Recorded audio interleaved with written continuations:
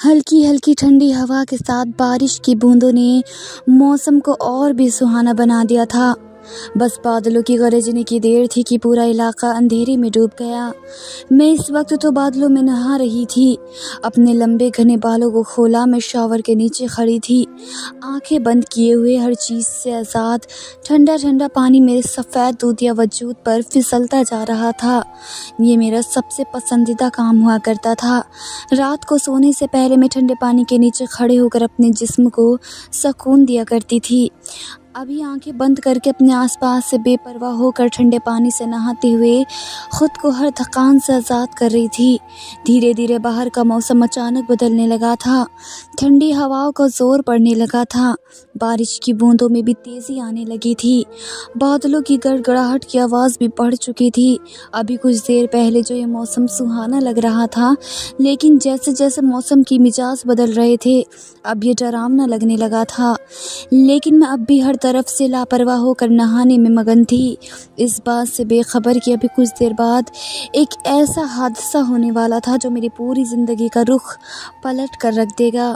जैसे ही अचानक बादल ज़ोर से गरजते तो मैं डर के मारे अपने आप में ही सिमट गई। जब आंखें खोली तो चारों ओर अंधेरा था। मुझे शुरू से ही अंधेरे से बहुत डर लगता था। घबराते हुए मैंने जल्दी से शावर बंद किया, अंधेरे में ही अपना हाथ बटन की तरफ बढ़ाया। ओफो!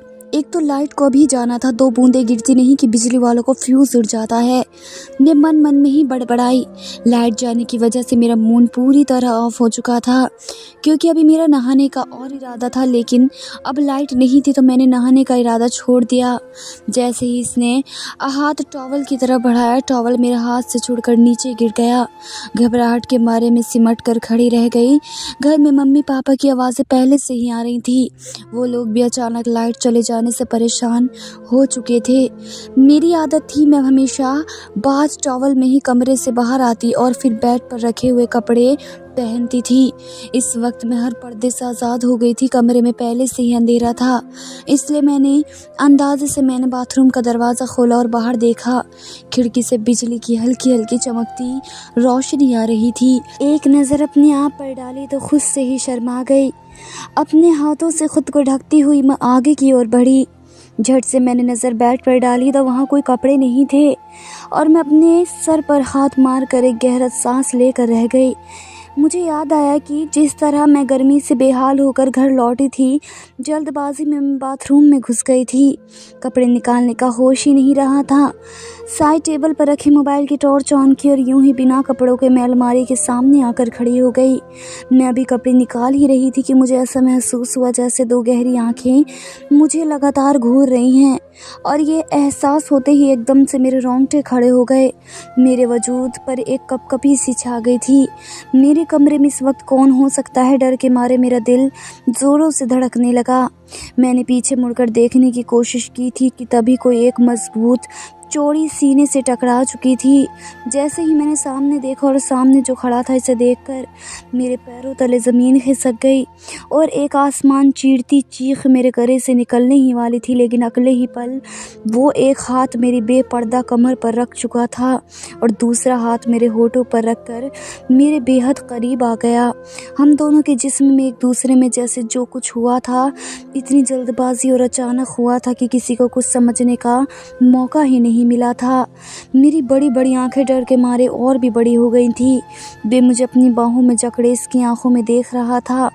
मोबाइल तो कब का ज़मीन पर गिर चुका था और कमरा अंधेरे में डूबा हुआ था। मेरा तो जैसे दम घुटने लगा था। मुझे अपनी सांसें रुकती सी महसूस होने लगी थी। मैं बिना पानी की मछली की तरह तड़प रही थी। सामने खड़े इंसान की धड़कनें भी तेज़ होने लगी, जिन्हें मैंने साफ महसूस कर सकती थी। धड़कनें तो मेरी भी तेज़ रफ्तार ट्रेन की तरह भाग रही थी, जिन्हें सामने मौजूद इस इंसान ने भी साफ महसूस कर लिया था। हम दोनों की धड़कन एक दूसरे के साथ मिलकर तेज़ी से धड़क रही थी। अपने सीने पर वो मेरी नरम धड़कनों का एहसास होते ही अयान की निगाहें मेरे चेहरे से होते हुए मेरी धड़कनों पर फिसल चुकी थी। सिर्फ एक पल के लिए इसकी आंखें बड़ी हुई थी, होठ अचानक कँप-कँपा उठे थे और अगले ही पल मैंने गहरी सांस लेते हुए अपनी आंखें बंद कर लीं। जो कुछ इसकी आंखें देख रही थीं वे देखना नहीं चाहता था, लेकिन हालात ऐसे बने थे कि ना चाहते हुए भी इसकी आंखों ने सब कुछ देख लिया था। वो इस पल के लिए तैयार ही नहीं था, मगर इस हाल में इसने मुझे देख लिया था। इसके जज्बात मचलने लगे थे। 27-28 साल का ये एक जवान मर्द था। वो भरपूर जज्बात रखता था और मेरा इस तरह करीब आना इसके जज्बातों को बुरी तरह भड़का चुका था, लेकिन वो कुछ भी गलत करने के बारे में सोच नहीं सकता था। गहरी सांस लेते हुए इसने खुद को नॉर्मल करने की कोशिश की थी। इधर मैं अपने होठों के ऊपर से इसकी हथेली हटाने की कोशिश कर रही थी, लेकिन अयान ये गलत नहीं कर सकता था। अगर वो मेरे होठों से हथेली हटाता तो इसका मतलब था घर में एक तूफान आना।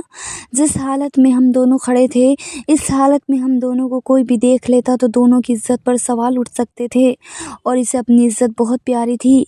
इसने अपने हाथ हटाने से पहले ये शर्त रखी, मेरे कान के पास फुसफुसा कर बोला, हानिया प्लीज़ रिलैक्स, मेरी बात सुनो। इस वक्त हर तरफ खामोशी है। अगर तुमने ज़रा भी आवाज़ अपने गले से निकाली या चिल्लाई तो तुम्हारे घर वाले यहाँ आ जाएंगे और फिर तुम जानती हो ना, तुम्हारी इज्जत खतरे में पड़ जाएगी, क्योंकि जिस हालत में हम दोनों खड़े हैं हम दोनों की इज्जत का तमाशा लग जाएगा। मेरी बात मानो, मैं जो कहने वाला हूँ अगर तुम मान जाओ तो मैं अपना हाथ हटा दूंगा। तुम्हारे चेहरे से किसी को कुछ भी पता नहीं चलेगा और हमारी इज्जत भी बच जाएगी। मेरी आंखों में जैसे खून उबल मारने लगा था। आंसू लगातार बह रहे थे। खुद को 7 पर्दों में छुपा कर रखने वाली मैं आज एक अजनबी के सामने हर पर्दे से आज़ाद खड़ी थी, बल्कि सामने नहीं इसकी बाहों में थी और यह एहसास ही मेरी जान निकालने के लिए काफ़ी था। जब इसने मुझे कमर से खींचकर और भी करीब किया और मेरे कान के किनारे दांतों से काट कर जो कुछ कहा, जिसे सुनकर मैं तो जैसे जान से ही चली गई, क्योंकि इसने मैं आंसू बहाती हुई इसकी बात मानने का इशारा कर दिया। अयान के होठों पर एक हल्की सी मुस्कान आई थी। वो जानता था कि इसकी बात मानने के अलावा मेरे पास दूसरा रास्ता था ही नहीं। इसने धीरे से मेरे होठों से अपना हाथ हटाया था और फिर इसको बेड पर, मैं अपने माँ बाप की बड़ी बेटी थी, मेरे से छोटी बहन रिमशा थी। दोनों बेटियों में इनके माँ बाप की जान बसती थी। मेरा कॉलेज पूरा हो चुका था जबकि रिमशा भी स्कूल में ही पढ़ रही थी। वो 10वीं क्लास की लड़की थी। आज कॉलेज में मेरा आखिरी दिन था। यहाँ ग्रैंड पार्टी रखी गई थी। मेरी सारी सहेलियाँ फुल मेकअप करके तैयार खड़ी थी। पैंट शर्ट जीन्स जूते कपड़े जिनसे इनके जिस्म की छिलके साफ नज़र आ रहे थे, खुले बाल और इस पर स्लीवलेस टॉप्स जहाँ पर नज़र आती हुस्न ही हुस्न बिखरा हुआ था। कॉलेज के लड़के इन पटाखों को देखकर आंखें भर रहे थे। मौका मिलते ही वे लड़कियों को छूने की कोशिश भी कर रहे थे। डांस पार्टी चल रही थी, हंसी मजाक सब कुछ हो रहा था, लेकिन इन सब से अलग थलग साल की मैया किनारे में बैठी थी। सादगी में भी मैं बेहद खूबसूरत लग रही थी। मैं बहुत ही बोर सी शक्ल बनाए सामने मौजूद लड़कियों के ग्रुप को देख रही थी। 4-4 5-5 लड़कियों का ग्रुप था और सब अपनी अपनी मस्तियों में बिजी थे। कोई अपनी बॉयफ्रेंड के साथ बातें करने में बिजी था, लेकिन मुझे इन सब में कोई दिलचस्पी नहीं थी, इसलिए मैं अपनी टेबल पर अकेली बैठी पूरी तरह बोर हो रही थी। इसी वक्त 2 लड़कियां मेरे पास से गुजरी और मेरा खुलकर मजाक उड़ाने लगी। बोली, क्या बहन जी टाइप बनकर बैठी हो? आज तो हमारे कॉलेज का आखिरी दिन है, आओ हमारे साथ नाचो गाओ, फिर ये पल दोबारा नहीं आएंगे। इतनी खूबसूरत हो, लेकिन क्या फ़ायदा तुम्हारी खूबसूरती का जब तुम्हारी इसको खूबसूरती की कोई तारीफ़ करने वाला ही ना हो। लेकिन मैं तो शुरू से शरीफ टाइप की लड़की थी। मैं लड़कों से तो कोसों दूर रहती थी। इन सब के बीच बीच रहकर मुझे एक अजीब सी बेचैनी थी और उलझन होने लगती थी। दिल में एक अजीब सा डर चमकने लगता था। जब भी मेरे आसपास कोई लड़का होता मैं खुद को इंसुक और फील करने लगती थी। मैंने जल्दी से इन दोनों लड़कियों को इनकार कर दिया और सबसे अलग दूर बैठकर लड़के लड़कियों को हंसते मुस्कुराते देखती रही। वो लड़कियां मुंह बनाते हुए चली गईं। मैं कॉलेज की टॉप स्टूडेंट में से एक थी। पार्टी के ख़त्म होने के बाद मैं कॉलेज से बाहर निकली। अपनी सहेलियों को खुदा हाफिज करके जैसे ही आगे बढ़ी तो देखा बस तो कब की जा चुकी थी। आज मेरे पापा ज़रूर मीटिंग में बिजी थे और शहर से थोड़े दूर थे, इसलिए उन्होंने मुझसे कहा था कि आज मुझे बस से घर जाना है, वरना मैं तो हमेशा अपनी कार से आती जाती थी। मजबूरी में मैं थोड़ा आगे चली गई। सोचा किसी टैक्सी में बैठकर घर चली जाऊंगी, लेकिन तभी सड़क पार करते हुए एक यू टर्न लेती तेज रफ्तार कार अचानक मेरे सामने आ गई। एकदम से मेरा दिल उछलकर हलक में आ गया था, लेकिन जल्दी से मैंने बचने की कोशिश की, लेकिन कार की ब्रेक की तेज आवाज़ दूर तक सुनाई दी। कार में बैठे शख्स ने हिम्मत दिखाते हुए वक्त पर ब्रेक लगा दी थी, वरना जिस स्पीड से कार आ रही थी कुछ भी हो सकता था। मैंने डर के मारे दोनों हाथ अपने कानों पर रख लिए और एक ज़ोरदार चीख मारी कि पेड़ों पर बैठे परिंदे भी फड़फड़ा कर उड़ गए थे। आसपास खड़े लोगों ने अपने कानों में उंगलियां डाल ली थीं। मुझे तो लगा शायद अब मेरी आंखें ऊपर जाकर खुलेंगी, लेकिन जब धीरे धीरे मैंने आंखें खोली तो देखा कि मुझे लोग हैरानी से देख रहे थे। और तभी इस कार में से एक नौजवान लड़का बाहर निकला। आई एम सो सॉरी, मुझे माफ़ कर दीजिए, असल में मैं समझ नहीं पाया। इससे पहले कि वह लड़का कुछ और कहता, अगले ही पल मैंने इसे गुस्से से देखा और आगे बढ़कर इसका कॉलर पकड़ लिया। मेरा तो बस नहीं चल रहा था कि इसका मुंह ही नोच लूँ। क्या क्या समझ नहीं आया आपको कि आप दूसरी दुनिया के शख्स हैं, कि आपको यहाँ के रूल्स रेगुलेशन नहीं पता, कि सड़क पर गाड़ी कैसे चलाई जाती है? दिख नहीं रहा था आपको? क्या अंधे हैं आप? नज़र नहीं आता आपको कि एक जिंदा जीती जागती 5 फुट 5 इंच की लड़की सड़क पर चल रही है? ये जो बड़ी बड़ी आंखें माथे पर सजी हुई हैं, क्या ये सिर्फ शॉपीस हैं या फिर ये देखने का भी काम करती हैं? अरे अगर आपको ड्राइविंग नहीं आती तो चलाते ही क्यों हैं आप? जैसे अमीर लड़कों को यही तो मसला है, कभी नशे में गाड़ी चला देते हैं तो कभी जानबूझकर लड़की देखी नहीं कि शेख ही बहाने लगते हैं। मैं सबके सामने इसका कॉलर पकड़े अच्छा खासा बेइज्जत कर चुकी थी, मगर कमाल है कि इस लड़के ने अब तक मुंह से एक लफ्ज़ तक निकाला हो। बड़े आराम से मेरे हाथों से अपना कॉलर छुड़ाया, खुद को ठीक किया और बोला, मिस, मैंने कहा ना, मैंने जानबूझकर कुछ नहीं किया। असल में मैं आज ही ऑस्ट्रेलिया से वापस आया हूँ और वहाँ की ड्राइविंग और यहाँ की ड्राइविंग में काफ़ी फ़र्क है, बस इसी वजह से थोड़ी गड़बड़ी हो गई। शुक्र है कि आप ठीक हैं, आपको कहीं लगी तो नहीं? अगर आपको चोट वगैरह लगी हो तो मैं आपको हॉस्पिटल ले जाने के लिए तैयार हूँ। लेकिन मैंने इसकी एक नहीं सुन रही थी और गुस्से में बोली, कोई ज़रूरत नहीं है मेरी इतनी परवाह करने की, बल्कि मेरा दिल तो कर रहा था कि तुम्हारे सर पर एक ईंट उठाकर दे मारूं।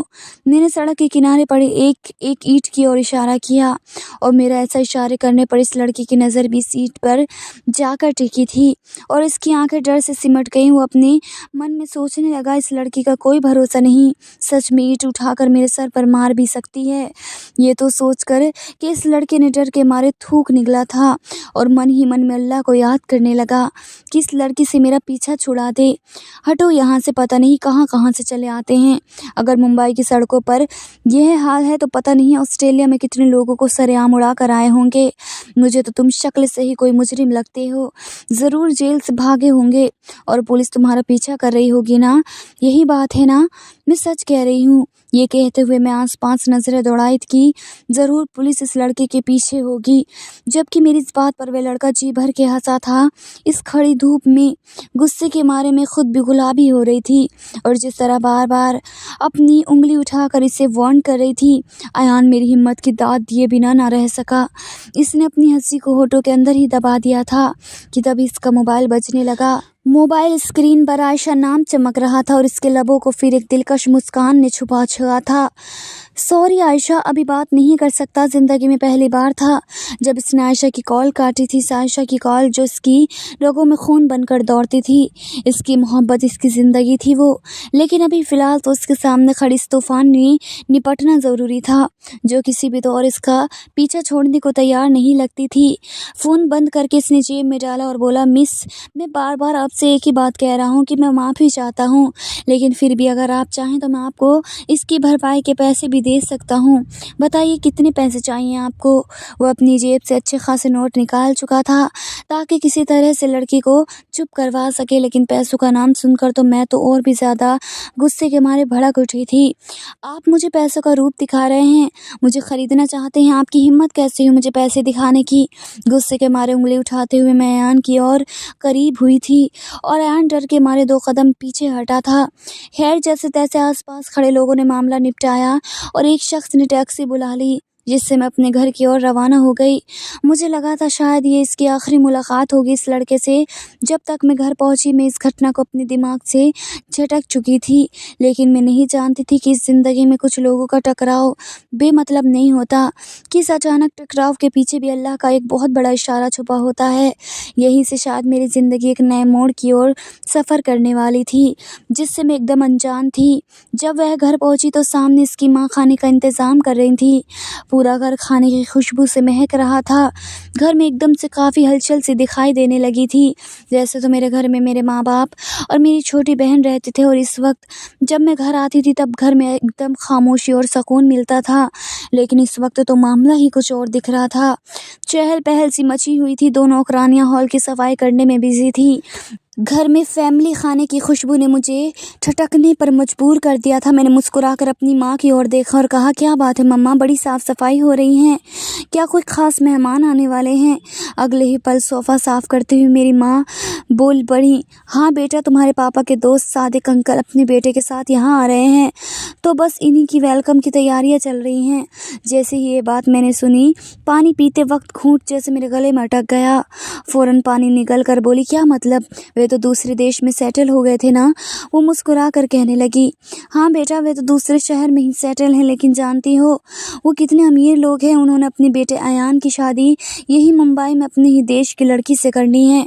इनका मानना है कि घर में बहू तो हिंदुस्तानी ही लेकर आएंगे। लाख विदेश में सेटल हैं और वहीं के कल्चर में रंग चुके हैं, लेकिन शादी पुराने तौर तरीके से करेंगे, जिससे कि वह अपनी परंपराओं को ज़िंदा रख सके। वो बस इसलिए इसी सिलसिले में यहाँ आ रहे हैं, और फिर बेटे की शादी होते ही वे लोग वापस चले जाएंगे।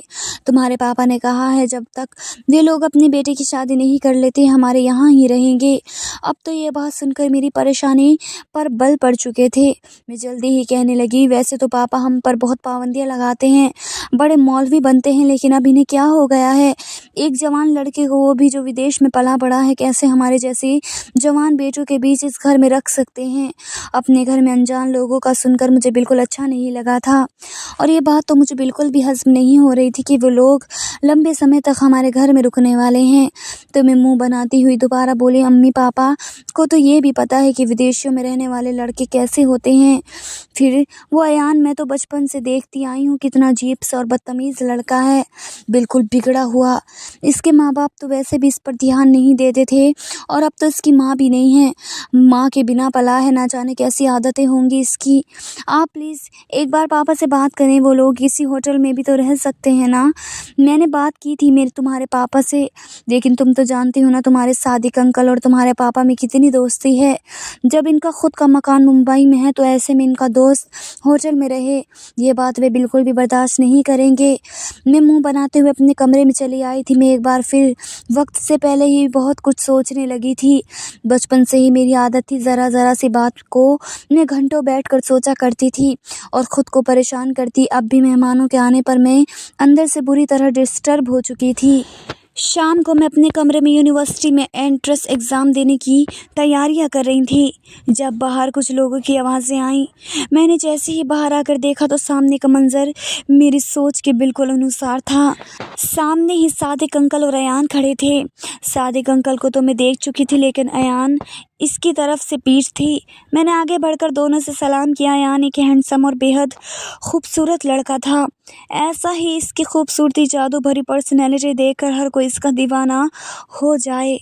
दोनों की नज़रें एक पल के लिए एक दूसरे से मिली थी और अगले ही पल मेरा चेहरा लाल हो चुका था। इसके चेहरे को देखकर पहचान की चमक उभरी थी।